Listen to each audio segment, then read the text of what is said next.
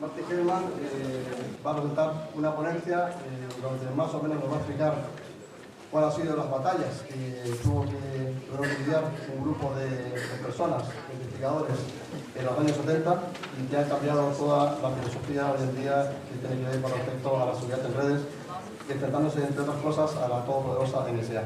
Entonces, ese tipo de conferencias nos va a decir pues, lo que en esos tiempos se está investigando y cómo ha sido ese desarrollo de la invención de la clave pública. Cuando quieras, Martin Hellman, el título, Oasis Inventing Publicly Cryptography, Fool's Errand. Well, thank you for the kind words, and thank you for all the organization, those of you involved in the organizing committee. Of those thousands of emails, I think I must have gotten 100 myself. I also like to thank Applus because I know without sponsorship these conferences do not happen. And last but not least, the audience, both you here in person and people who are seeing the video stream, because all of those fine words mean nothing if there's no one there to hear them. So I'm honored to be here today, and I thank you for having me. One reason I'm talking about the history of cryptography is I'm not so active anymore. I became emeritus, retired status at the university 12 years ago. And I have other interests. I still am interested in information security, but I have some other interests as well. And so I can talk about the history. It's harder to talk about where we're going, but I will venture a few words in that direction as well. And I'll explain why it's a fool's errand about 2 slides further down, but those of you who have ever done something foolish know that you have probably been very wise. I will start with how did I become interested in cryptography? I did my PhD at Stanford in information theory. And at the time, information theory and cryptography did not seem related to me. But over the next few years, I finished my PhD in 1968, and I went first to IBM Research at Yorktown Heights, New York. And I was working in pattern recognition, decision theory, more normal areas of information theory. But many of you have heard of Horst Feistel, the famous developer of IBM's work in cryptography. Feistel had worked for the government, for the American government, in identification friend or foe, IFF systems. And when IBM in 1968 decided it needed to develop some cryptographic technology, they hired Feistel. And he was in the same department that I was. So we both were hired the same year. I did not work in cryptography. I was working in other areas. But Feistel was a good friend and a very kindly gentleman. And I'd have lunch with him, and he would describe to me some of the classical systems, like a coherent running key cipher. This is where you write out the plain text, you have the text of some book, maybe even the Bible, and you add them mod 26. It seems impossible to break.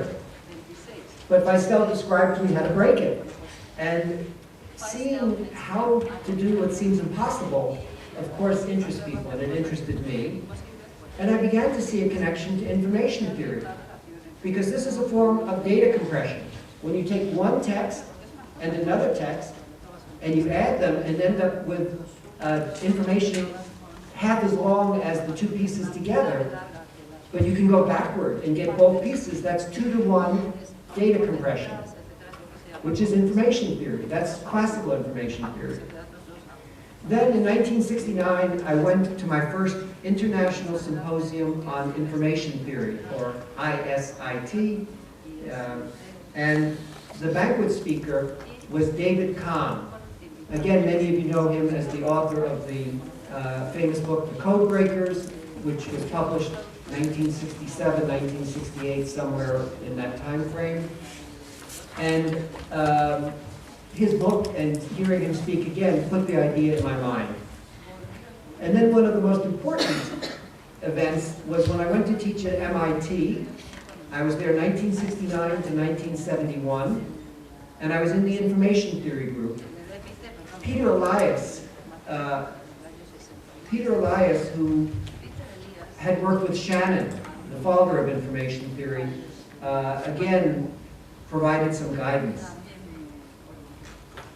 And in particular, Elias gave me a copy of a paper by Shannon, published in 1949 in the Bell System Technical Journal. Now, most information theorists, in fact, all information theorists, knew of Shannon's 1948 papers in the Bell System Technical Journal, where he developed classical information theory. But this paper, this 1949 paper, I had never heard of before. Most information theorists had never heard of it. It connected classical information theory and cryptography.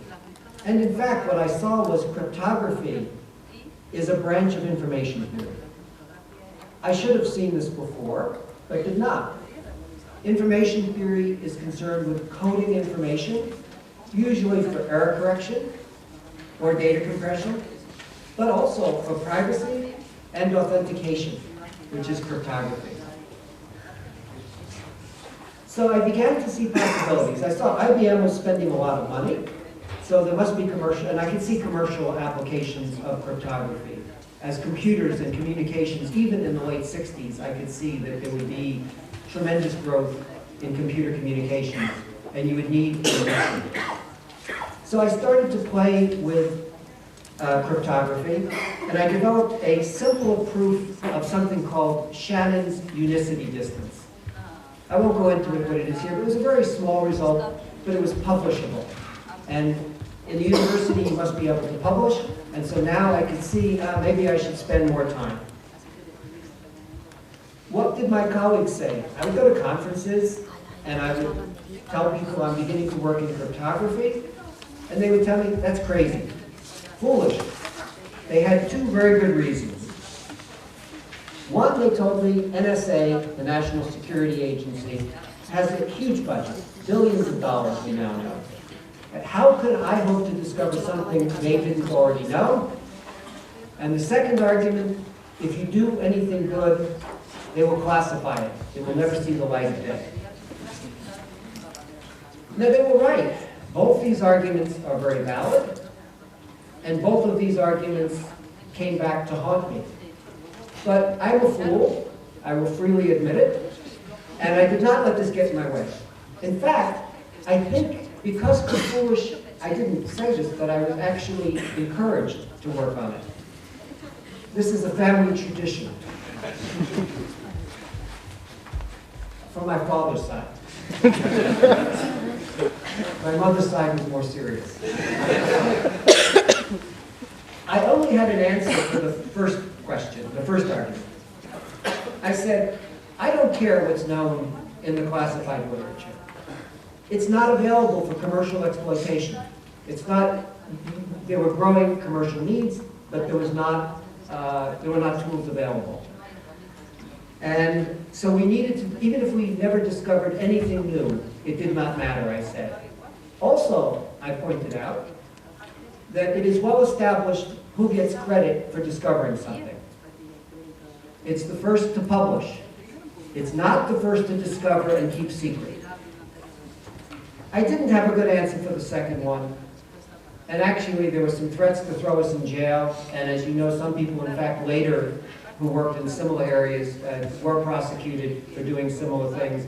So there was some risk involved. But fortunately, it did not happen to me, although there were some threats. So those of you who are students and those of you who are faculty, professors, when you come up against something and all your friends, all your colleagues tell you it's foolish, say, wonderful, I will work on that.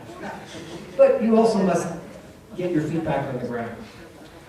Now, many of you, some people think my first name is Diffie. I am Diffie Hellman, not Hellman. In fact, my daughter, who's grown, Once someone introduced her as the daughter of Diffie Hellman. This slide points out that Merkle, Ralph Merkle, who is shown on your left with the glasses, deserves equal credit with Diffie and myself for inventing public key cryptography. And I will explain this as we go on. But first, let me talk about Whit Diffie. His full name, Whitfield Diffie. I was working in a vacuum from 1970 through 1974. All my colleagues told me I was foolish, as I pointed out.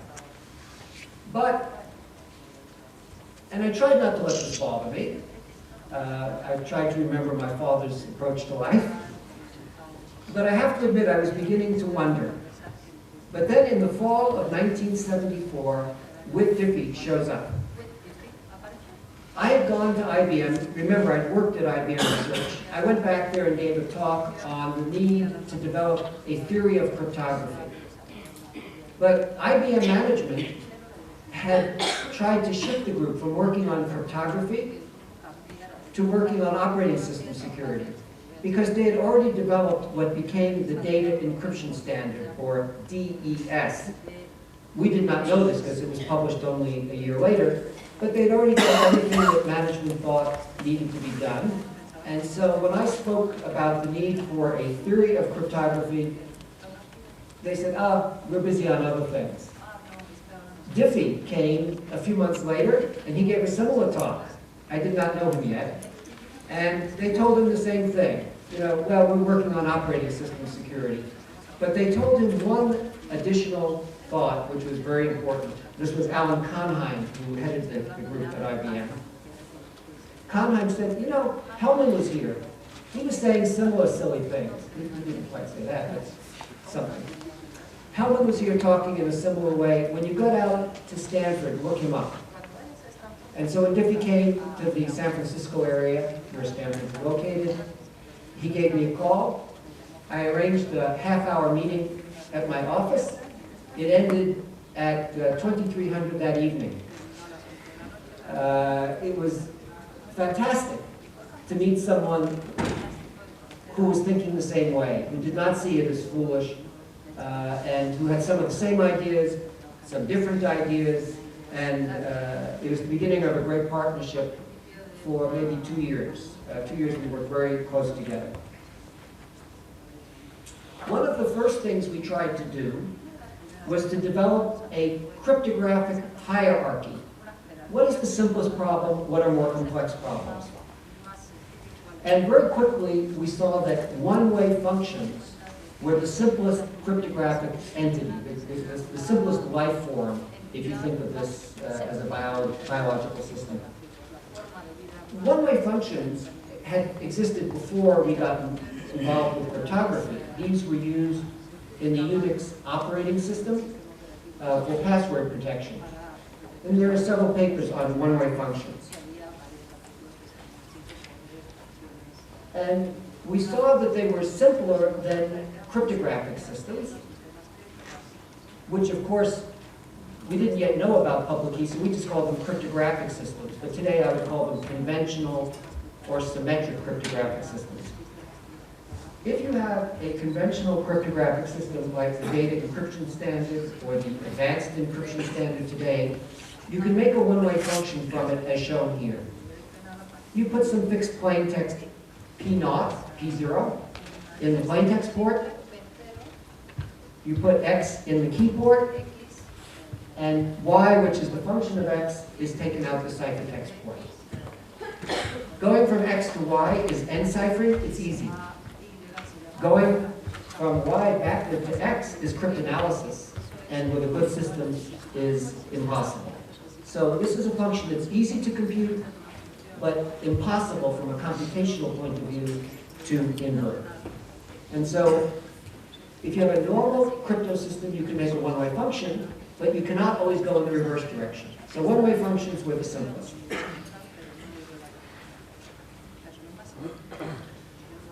Now, when I say the word trapdoor, most people think of public key cryptography.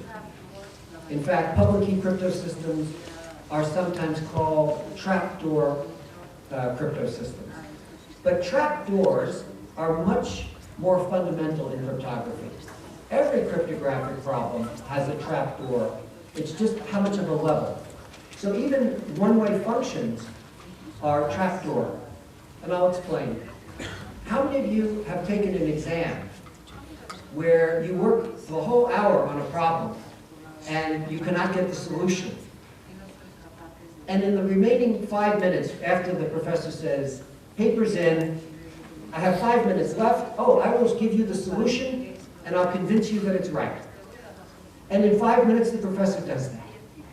The professor can do in 5 minutes what you could not do in 60 minutes. That is a mild trapdoor quiz problem. I say mild because 60 minutes to 5 minutes is not that great a ratio. Now, what a professor could do to create a true trapdoor quiz problem is to describe f of x. Give the students this picture, and then the professor picks a random x, puts it in, and on the exam gives you y, but not x. And the quiz problem is find x. You could work for 1,000,000 years, and you cannot find x.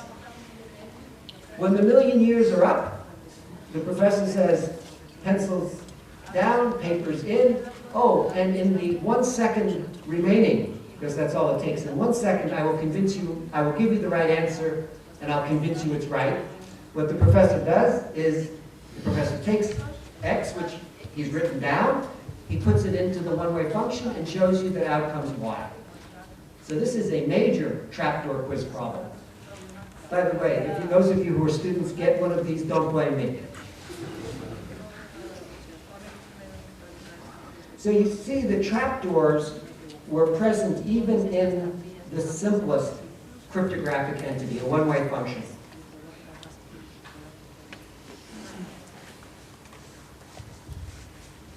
Now, when Witt and I were starting to work, because Merkle, while he deserves equal credit, he was working independently at Berkeley, as I'll explain, as a student.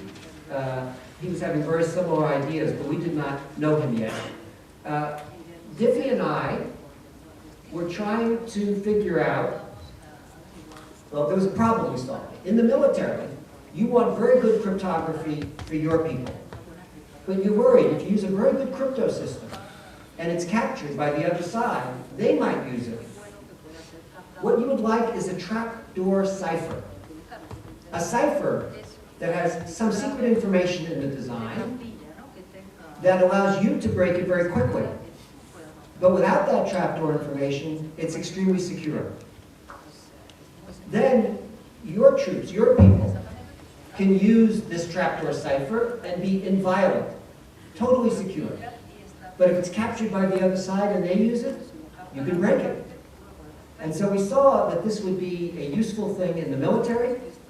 We also saw that it would be useful to the data encryption standard, because there was a problem in the United States. We needed a secure data encryption standard to protect important commercial information. But since it's a public standard, it can be used by terrorists, by criminals, by foreign governments that we don't like. And so we would like so in many ways, the US government would have liked a trapdoor cipher. And there's not time to go into it, but there was a big question of whether DES in fact had a trapdoor in it that I worked on in 1976.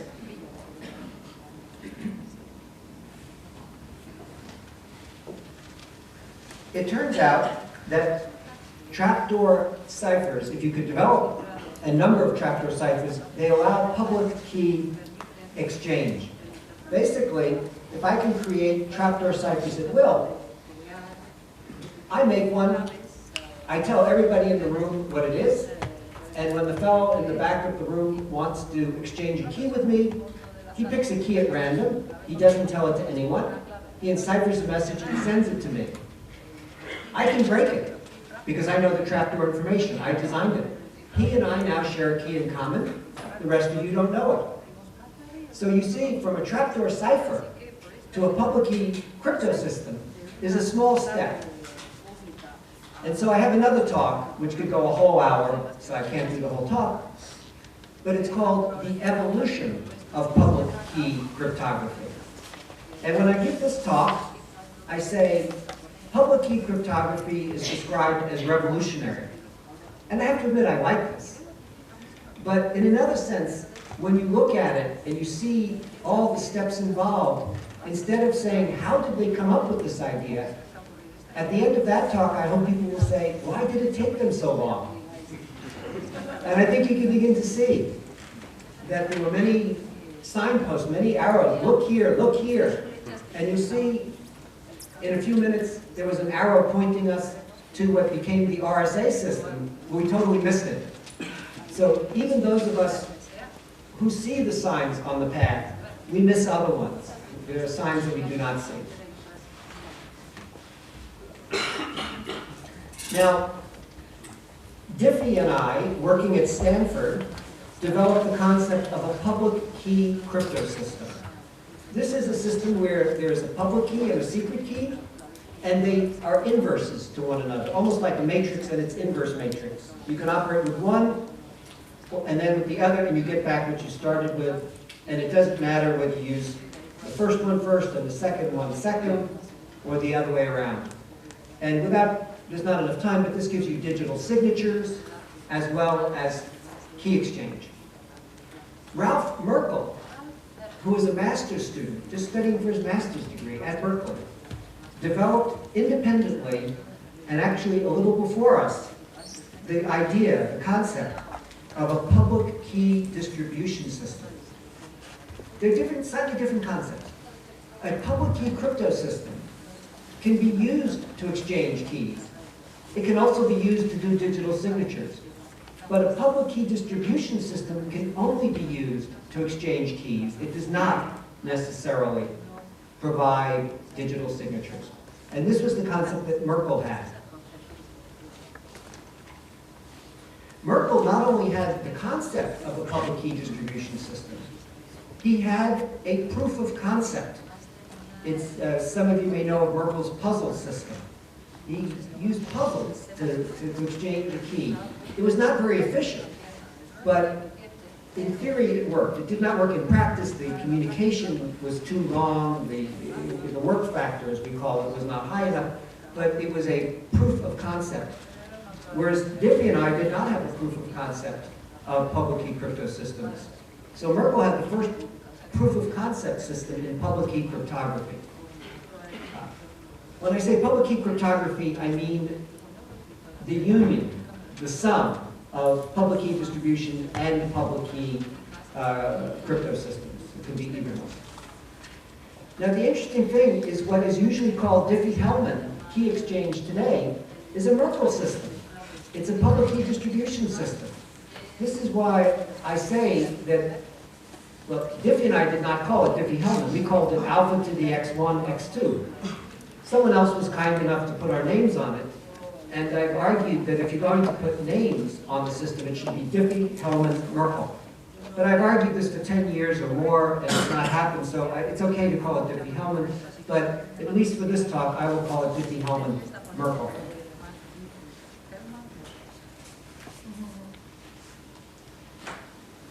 Now, John Gill, let's see, I came back on the faculty as a professor at Stanford in 1971. A year or two later, John Gill finishes his PhD at Berkeley with Manuel Blum, who some of you know.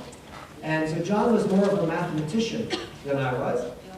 And I go to John and I say, John, I'm looking for mathematical functions that are easy to compute but hard to invert. I was looking for one-way functions. Now, I could have gone to John and said, I want a public key crypto system. But when you do research, usually, not always, but usually it's easiest to start with the simplest problem and try to build up. And that was the case here. So when I went to John, I said, do you know any functions that are easy to compute but hard to invert? And John said, factoring, which we already knew about, but missed, as you know. That gives the RSA system, but we didn't see how to do that. But John suggested one I had not heard of. He called it indices. It's the index function, which is what mathematicians call the discrete logarithm. And this function, y equals alpha to the x mod q, is the discrete exponential. You see why it's an exponential, and we call it discrete because it's done in modular arithmetic. It takes what's usually a very smooth function and makes it very discontinuous, so it's very hard to invert. We didn't have a proof of it, yet no one even today has a proof that it's hard to invert. But it appeared that way. Now, at first it may seem very difficult even to go in the forward direction. If x is a 1,000-bit quantity, you may have to raise alpha to the 2 to the 1,000th power. Multiplying alpha times alpha times alpha times alpha 2 to the 1,000th times would take a long time. But you can do repeated squaring operations. You can square alpha, square it again, and if you square 1,000 times, you get alpha to the 2 to the 1,000th power. Just as multiplying alpha times itself once gives alpha squared. Alpha squared. If you multiply alpha squared times alpha squared, one more multiplication, you get alpha to the 4th. If you multiply alpha to the 4th by alpha to the 4th, you get alpha to the 8th, so you can move up very quickly. So exponentiation was easy, even for 1,000-bit or 2,000-bit modulus, but the reverse problem appears to be very slow.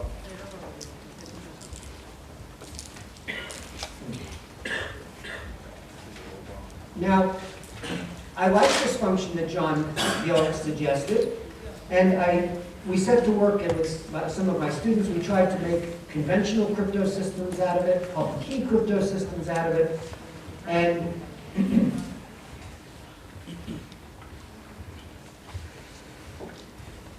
there is a system that is sometimes called Hellman that is often described on the next slide, and I want to show you how we came up with this. One night I was working. It's the only time I could do good work. It was late at night when there were no telephone calls, no interruption. I was playing, and I said, okay, we have 3 quantities, alpha, x, and y. Now there's a 4th quantity, q, the modulus, but this time I was smart or lucky, and I said, let's pretend q is fixed. So I only have 3 quantities, alpha, x, and y. And if you know 2 of them, you can always compute the 3rd quantity. In 2 of the 3 cases, it's easy. In 1 of the cases, it's hard. And the hard case is when you're trying to find the discrete logarithm, the index, as John called it. I also then wrote down the 3 things here. And actually, it was a handwritten paper, but very similar to this. If you are going from the plain text and the key to the ciphertext, that is enciphering. It must be an easy operation. Deciphering with knowledge of the key must be easy, but cryptanalysis must be hard.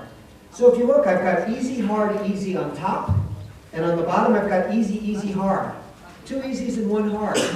So a natural possibility to look at is to associate the 2 hard cases, and so x would have to be the key, and alpha and y would be the plain text and the ciphertext. And so once I tried that, then I fairly quickly came up with the equations you see here. Oh, and this is Steve Polich, about the time we developed this. He was a student, a graduate student. And some of you will recognize a very old computer in the picture as well. A very young Steve and a very old computer. The enciphering operation was an exponentiation. Ciphertext is the plain text to the kth power, mod q. The deciphering operation, I had to learn a little number theory, which I did not know at the time. That's the other thing. It's amazing. I did my best work when I knew almost nothing. Now I know much more number theory and I don't do very much good work. So that's another lesson in what I call the wisdom of foolishness. Don't wait until you know everything. You'll never get started because you never know everything. But don't be afraid to try. Now, those of you who know if you know the RSA system, this looks very similar, doesn't it? The only difference is it's mod q, modulo a prime number, instead of modulo n, a composite number. And the only other difference is the enciphering key is called k instead of e.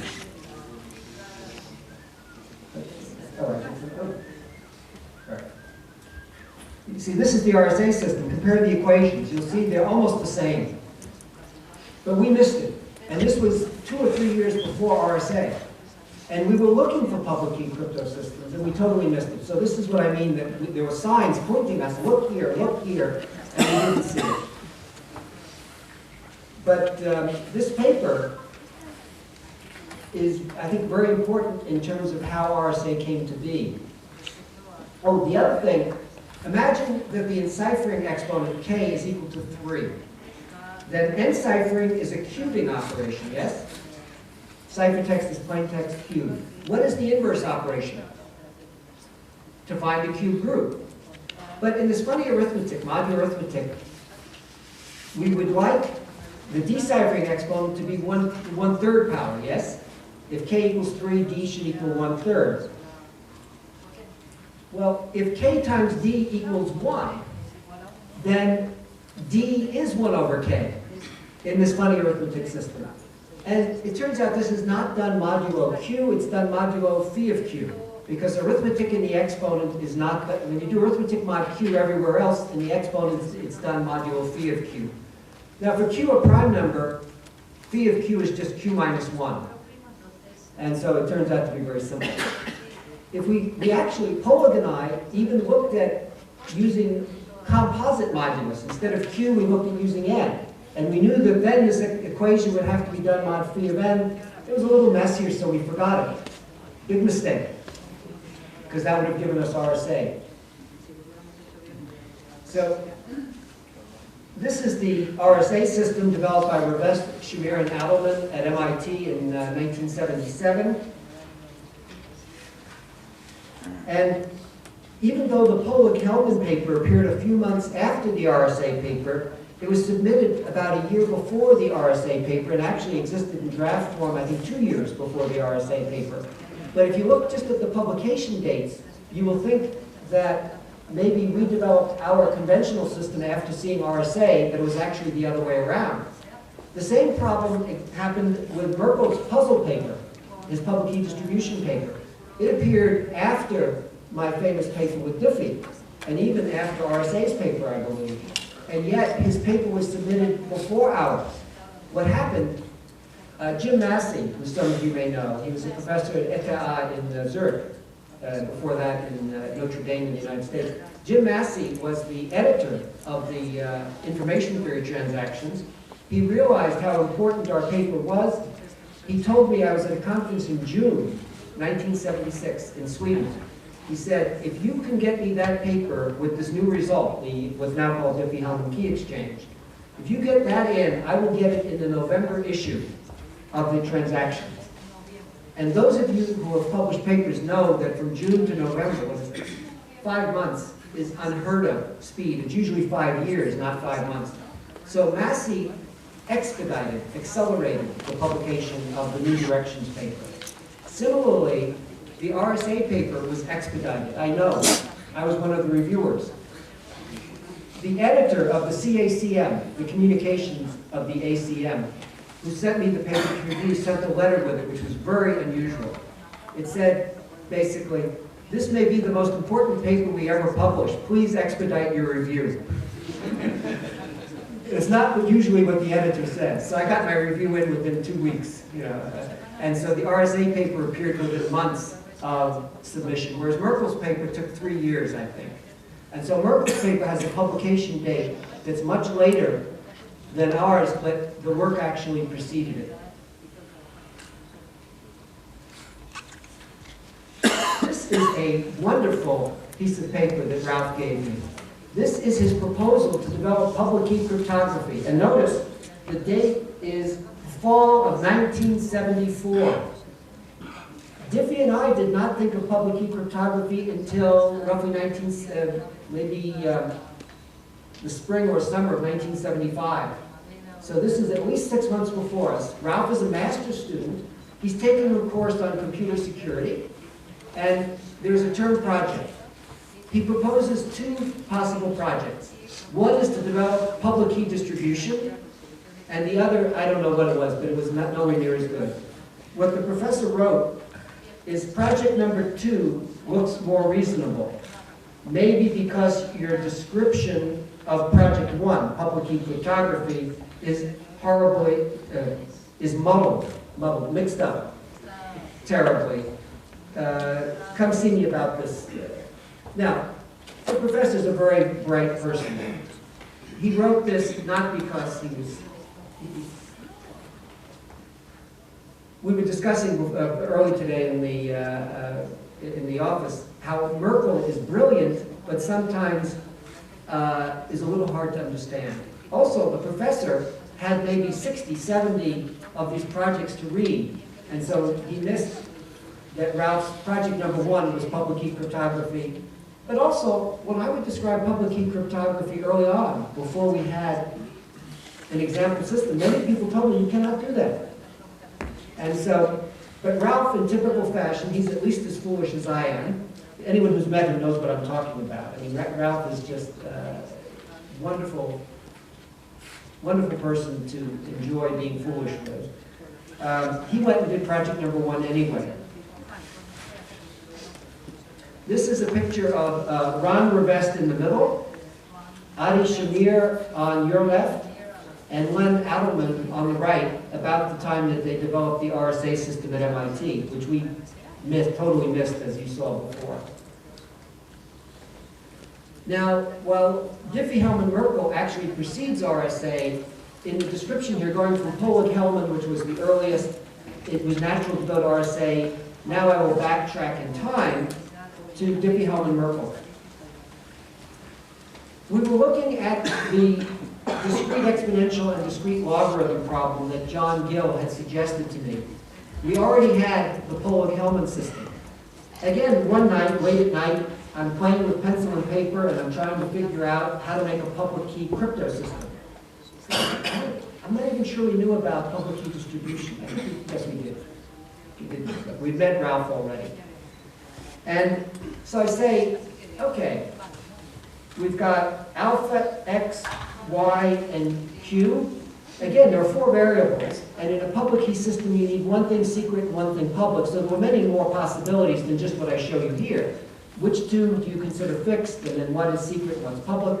But I considered alpha and q to be fixed, fortunately, and then I said, oh, if one is going to be secret and one is going to be public, x must be the secret and y the public, because it's easy to go from x to y, but hard to go from y to x, and it must be hard to go from the public key to the secret key. So it's pretty clear that x would be a user's secret key, and y would be a user's public key.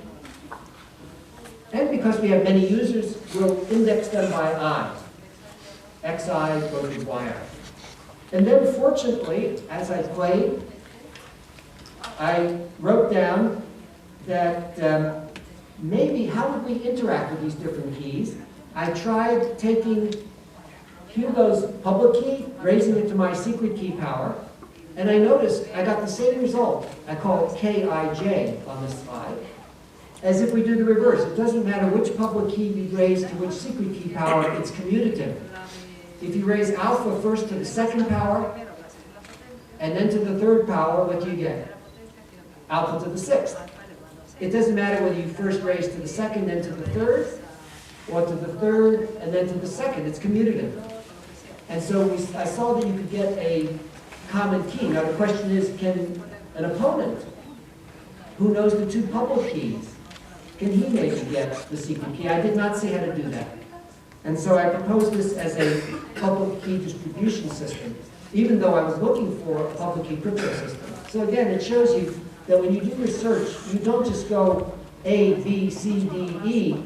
You kind of go all over the place, and you go in circles, and then if you're lucky, sometimes you fall down a hole and you curse, why did I fall down this trap? And then you see that there's a pot of gold at the bottom of the hole. And you say, ah, that's why I fell down the hole.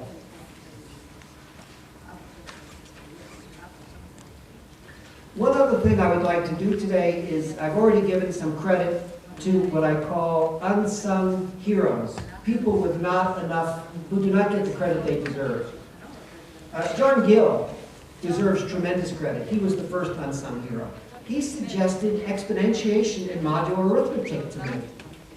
Diffie-Hellman-Merkle, RSA, Both depend on exponentiation in modern arithmetic. Without John's suggestion, we wouldn't have those.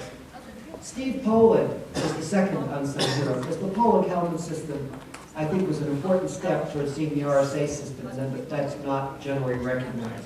But when Ron Rivest sent me the first version of their technical report with the RSA system, he suggested 256-bit keys. And I had been in touch with Schroepel, and I knew he thought he could factor 256-bit numbers. So I pointed out to Ron that they should use larger keys. And I think the report then changed to 512 bits. Now, Schroepel does not like to publish. He has a few papers, but they happened because other people discovered things he already knew and sent it to him for comments, and he said, oh, I already knew that. And so they added his name to the paper. He doesn't like to write papers, but he does circulate his results. So his work on factoring, that doubled the size of the number, Don Knuth, who many of you know at Stanford, had that paper. I had the paper. So it was not secret. He just didn't publish the results in journals. He published informally. Samizdat, I guess in Russian. Now, Pomerantz. How many of you have heard of Pomerantz's quadratic sieve? Some more. Pomerantz's quadratic sieve is very much related to Schroepel's method of factoring. It's a variation, really, on it. And Pomerantz points this out in his paper. But most people don't remember that, and they don't know how important Schroepel's work was for factoring. Schroepel also was the first to clearly show the sub-exponential behavior of factoring. He derived the runtime.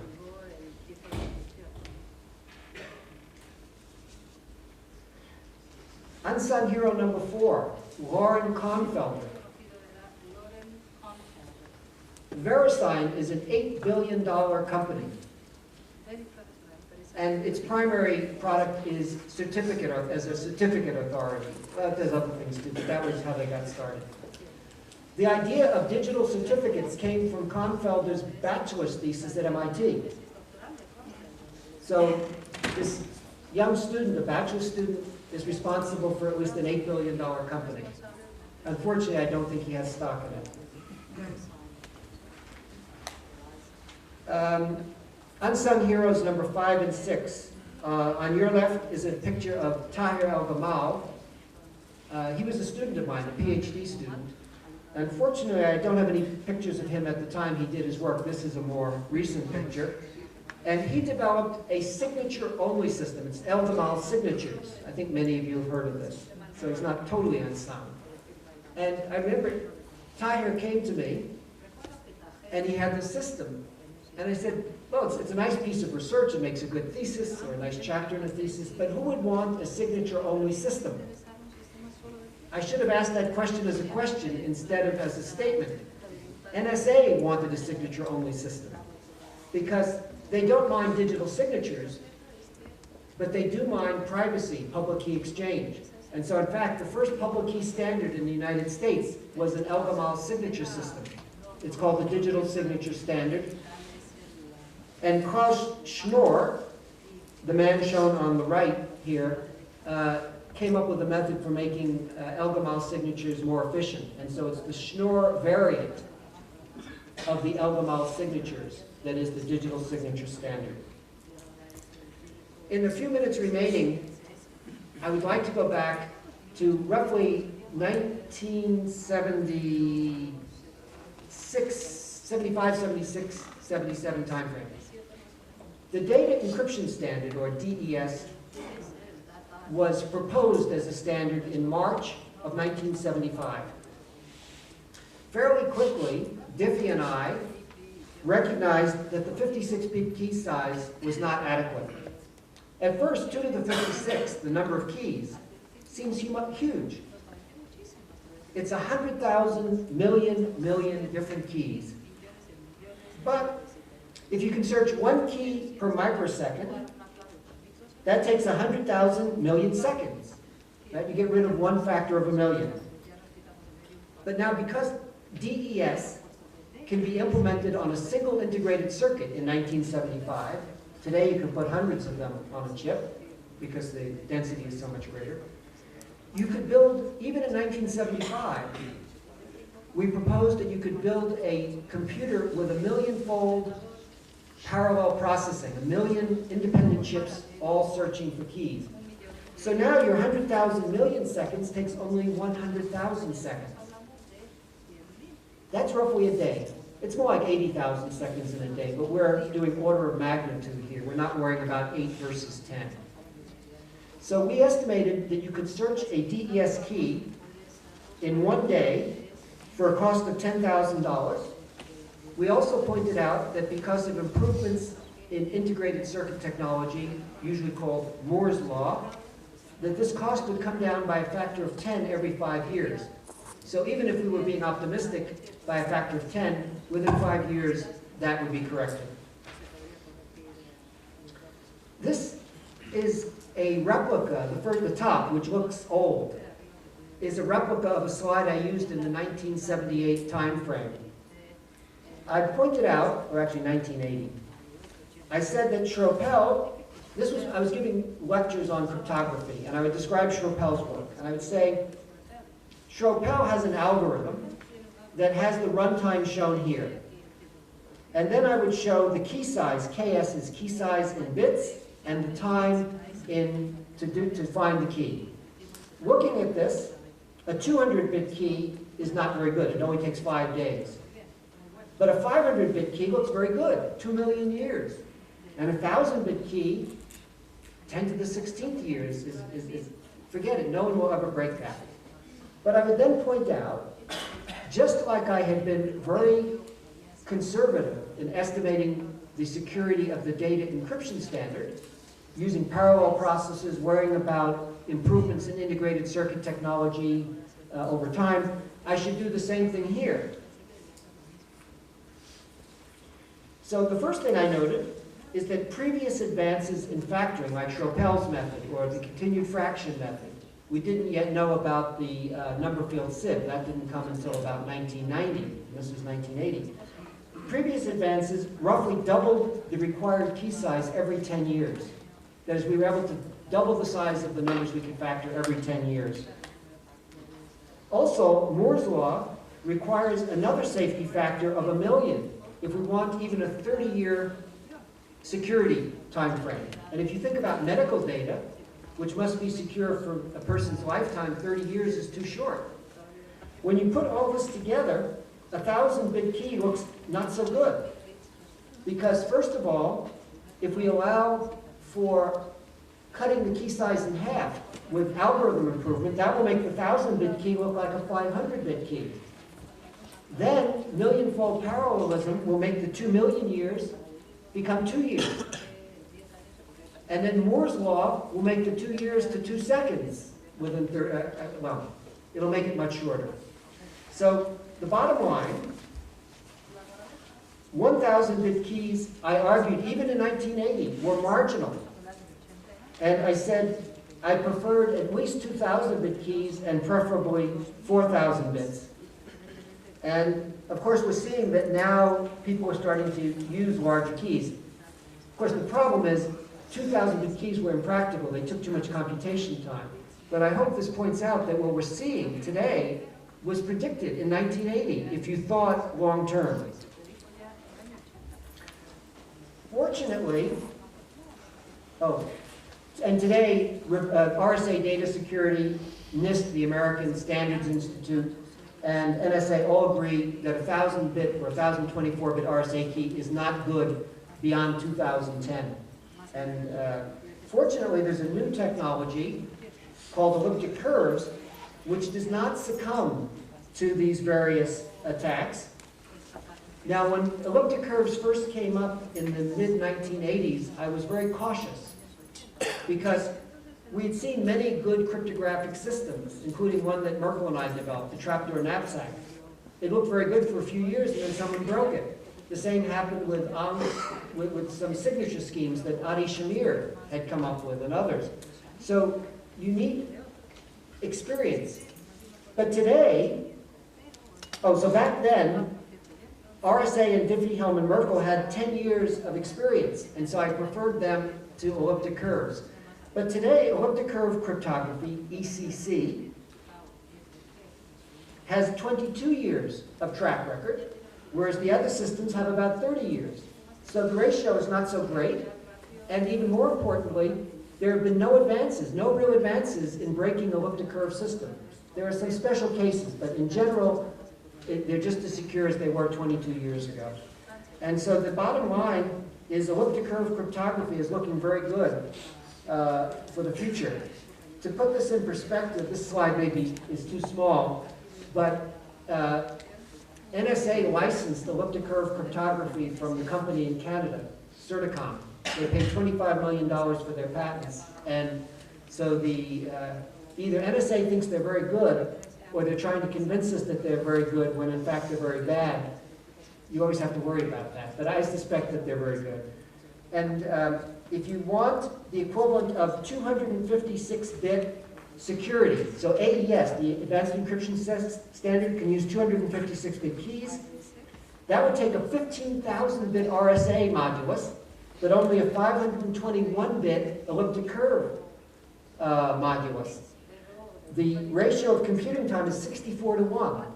That is, elliptic curves are 64 times as efficient at that level of security. So if you want really high security for long time periods, right now elliptic curves look like the way to go. One last thought, and then I'll take questions. In the mid-1980s, I was asked, what is the most important unsolved problem in cryptography? This was for a magazine doing a year-end technology review. They called me and said, what's the biggest unsolved problem? And I quickly said, lack of user awareness. The fact that people do not worry about security. Now today it's a bit better. We know that laptop computers are lost and stolen with millions of people's identities on them, and we're beginning to be a bit more careful. But email is largely unprotected, and it's very difficult, at least I find it difficult, to take something like PGP and integrate it with my mail program. I have enough trouble getting my mail program to work as is. It needs to be integrated. It needs to be an integral part of the mail program. Also, how many of you, I won't raise this. When you go on a website, very often you will get invalid certificate, continue or stop. It happens so often that you get used to saying continue. And so this is horrible that websites are not keeping their certificates up to date. This should be a warning that something very strange is going on. Another problem is the limited DNA, the limited number of options we have with public key cryptography. Factoring and discrete logarithms are not, we don't know that they're equivalent problems, but thus far, every algorithm that has improved factoring has also improved discrete logarithms.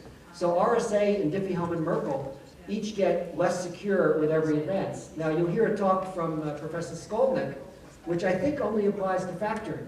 At least I hope so, otherwise Diffie-Hellman-Merkle is the problem. But elliptic curve cryptography may be the solution. And then, of course, there's questions with quantum computing, which I don't have time to go into.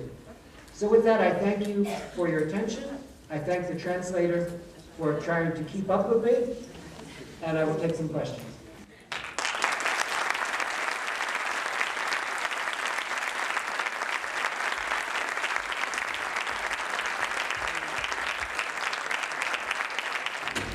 Bien, muchas gracias, doctor Hellman. Ha sido muy interesante. Tenemos 5 o 10 minutos para preguntas. Para hacerlo más fácil, podéis preguntar en español o en inglés, como queráis. Tiene traducción simultánea, Martín, para que lo hagamos más rápido. Entonces, preguntas que sean más o menos breves, por favor, no intervenciones. ¿Hay alguna pregunta? Tendrá que haber muchas, pero en fin. Aquí. ¿El micrófono? Sí, levantáis la mano para que no haga falta usar el micrófono. Muchas gracias. Thank you very much indeed. It was very interesting. One interesting point that maybe you have some opinion is about the NSA. Did you have any approach with the NSA because of your work on other fellows? The question is about NSA. Well, that's interesting. And when I started working, especially on the DES key size, NSA, I had a very bad view of NSA. And they basically lied to me. Because we went and said the key size is inadequate. We were telling this to the Bureau of Standards. But the people at the Bureau of Standards had come there from the National Security Agency and were representing National Security Agency, not NBS. And they said we were off by a factor of 10,000 in our timing estimates, which is absolutely wrong. And early on, and I was young, I had a view of NSA as Darth Vader, you know, from Star Wars. And I was Luke Skywalker. Fortunately, 5 years later, I grew up a little bit, and I came to see that my perspective is just my perspective, and that they also had legitimate concerns. Also, Admiral Inman came in as director of NSA, very clever man, and he made peace feelers. He tried diplomacy, and I, with my greater maturity that I was developing at the time, saw that my view had been very narrow, and I actually became good friends with people at NSA, including Admiral Inman. We still saw things differently, but it was not quite so black and white. Today, NSA seems to be much more open. We must remember, they still have a goal of listening to what everybody is doing internationally, and that's not all bad. I mean, when the terrorists were foiled from blowing up airliners with the liquids, and we all had to get rid of our water bottles going on board, we don't know, but there's a good chance that information came from communications intelligence. So it's a complex world. And I will both fight them at times, but also be appreciative that they are protecting me and I can fly home, hopefully safely, on Thursday. Yes. Bien, ahora resulta más preguntas. Levantar, por favor, para que pueda ir a hacer. You haven't want to go to the quantum computing. You want to go to quantum computing? I'll repeat so she can translate. Yes. But you know that this year in February was installed the first coprocessor quantum computer. I'd like to know your opinion. About quantum cryptography, perhaps in the horizon of 10 years. You'd like to know my opinion about cryptography in 10 years. I hope it does well. With the impact of quantum computing, I mean. Oh, impact. I'm not an expert in quantum computing. There may be other people here who know more, but I've talked to people who are expert, and the general feeling that I get is it will be at least 10 years before we know whether quantum computing is even something to worry about. And it will be at least another 10 or 20 years from that before it could be a real threat. So quantum computing is at least 20 or 30 years away as a threat. But since we're protecting data today that should still be secret 20 or 30 years from now, it's even a threat now. And so there's uncertainty. Sí, por ahí a la derecha otra consulta. Okay, with the microphone down. No está el micrófono. First off, thanks for the invention of that algorithm, and I would like to ask you... Thank you for the invention of the algorithm. Yeah. No, because otherwise the translation doesn't happen. And you seem to recommend ECC of a traditional grid like RCA or... I seem to be recommending elliptic curves over conventional systems. Yeah, like Hellman or RCA.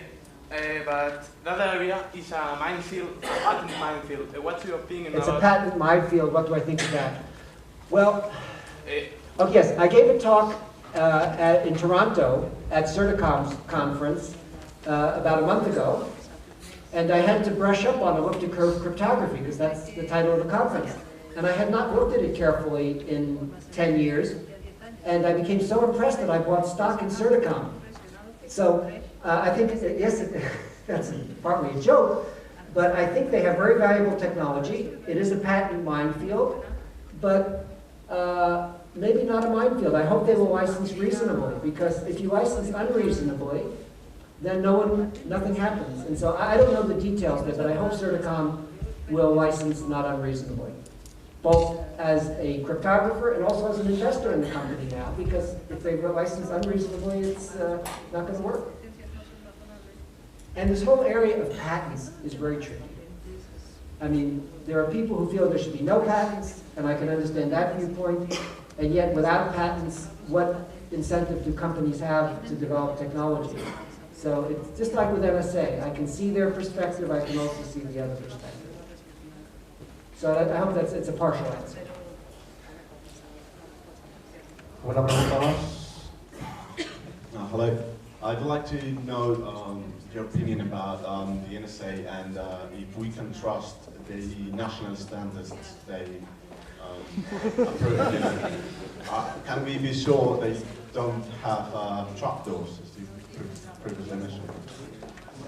There would have to be very good trapdoors, because if anyone ever found one, it would be very embarrassing. Now, maybe they can put, I don't know is the answer. I can see NSA is in a big problem. They want very secure encryption because they act as consultants on the development of these standards. And if it's bad, they get a black eye. And yet, if it's really good encryption, then they lose intelligence. So I don't know where it is, and I think your guess is as good as mine. I won't pretend to be an expert on NSA's psychology. I have a daughter who's a psychologist. Maybe she could help us. ¿Alguna pregunta más? ¿No tengo alguna pregunta más?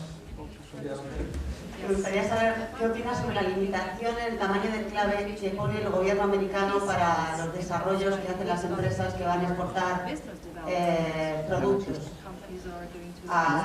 Quiero decir que van a vender productos a Estados Unidos, pues nosotros, por ejemplo, como desarrolladores no podemos poner tamaños de clave en nuestros productos mayores que 1024 bits.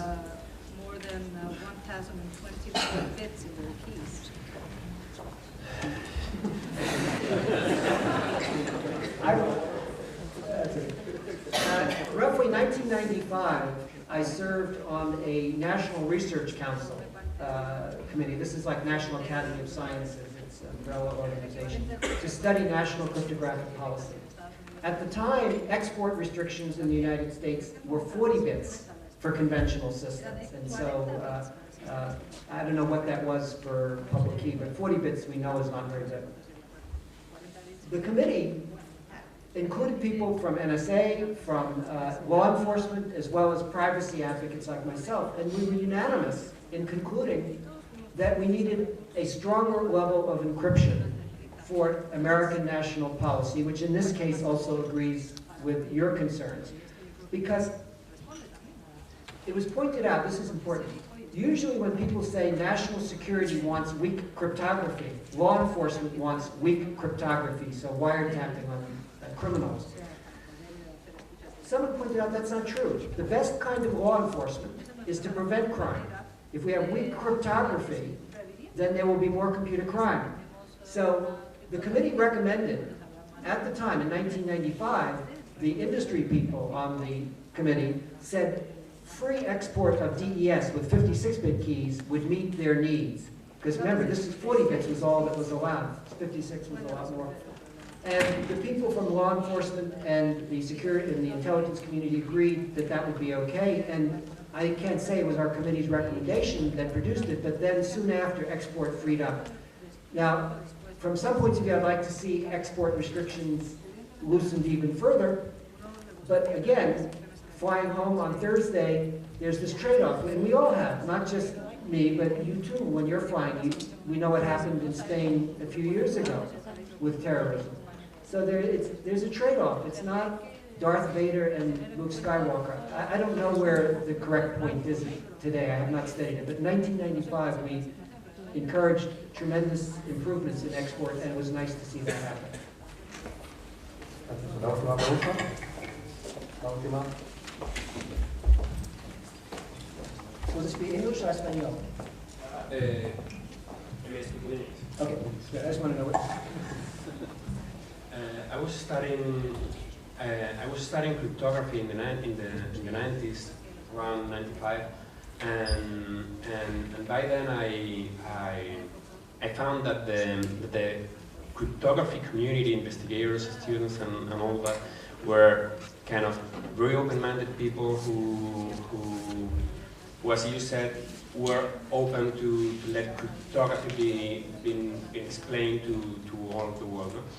But with the changes in the political area from the this century. Does this mind has been changed in the people in the cryptography community? No, it's interesting. The research community in cryptography is mostly non-American. The Advanced Encryption Standard, which is an American national standard, comes from Europe. So I think you see within the research community a very open-minded approach. The one thing I would encourage people is, just as I had to go through a mental attitude where as long as NSA and the FBI were over here saying cryptography should be weak enough that we can listen on terrorists and criminals, it was easy for me to argue over here for greater security and free export, because I knew that they were protecting me. When I went on this committee in 1995, I did a mental exercise. I said, let me pretend for the moment that I have complete control over American export restrictions. And I could completely eliminate export restrictions. I didn't have NSA and the FBI protecting me from terrorists and criminals. What would I do? And it was an interesting exercise because I found myself being worried. Now, I eventually decided that greater export was still the proper thing, but it's an interesting exercise because whenever someone's over here protecting you with one viewpoint, it's easy to go to the other side. For example, if a husband and wife are discussing whether to have an expensive vacation, and one of them says, let's go, but the other one is over there saying, but we can't afford it. It's easy for this one to dream because he or she knows that their bank account is being protected. In the same way, I've seen that when there is a group anchoring a position, it's much easier to argue the other side. So I encourage you, just as people who fly on airplanes and so on, to think if you had complete control over American export restrictions, would you completely eliminate them? Would you really want terrorists to be inviolate? Admittedly, we also have good protection for business, but it's very, very tricky, I think. Bien, time is over. Tengo también una pregunta yo y no puedo, desgraciadamente, porque si no, nos paramos. Lo siento. Muchas gracias.